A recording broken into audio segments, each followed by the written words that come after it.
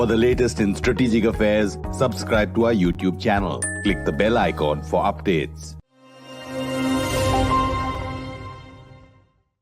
That's an interesting question because everyone's trying to understand what exactly the implications of this move might be. Now there are a couple of effects that we will see. One is that removal from SWIFT by itself does not mean an exclusion from global trade and finance. The reason for that is that Russia for the past couple of years has been developing its own sort of messaging system, which is the SPFS, similar to China. What we notice is that there are about more than 300 banks, 400 banks which are on this system already. And to the extent that these are sizable transactions, the removal of Russia from the SWIFT may not have as catastrophic effect on its transactions cross-border.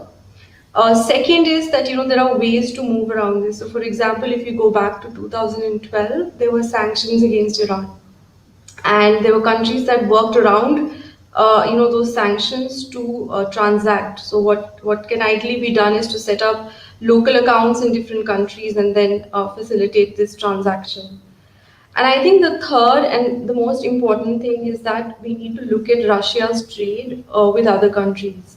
So, for example, if you just break down the bilateral trade, you see that EU is in fact one of the most important trading partners. And gas and oil are actually, I think, the blood for most economies to run. Yeah. And with cutting that off would mean that it's not just a cost to Russia, but it's also cost to the trading partners.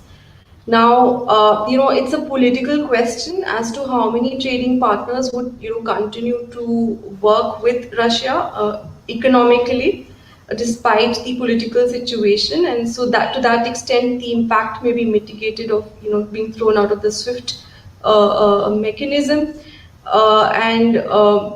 We'll have to see then what the impact is. What you're seeing today, in fact, the crash in the stock market and the depreciation of the ruble is in fact, consequence not just of SWIFT, I would say.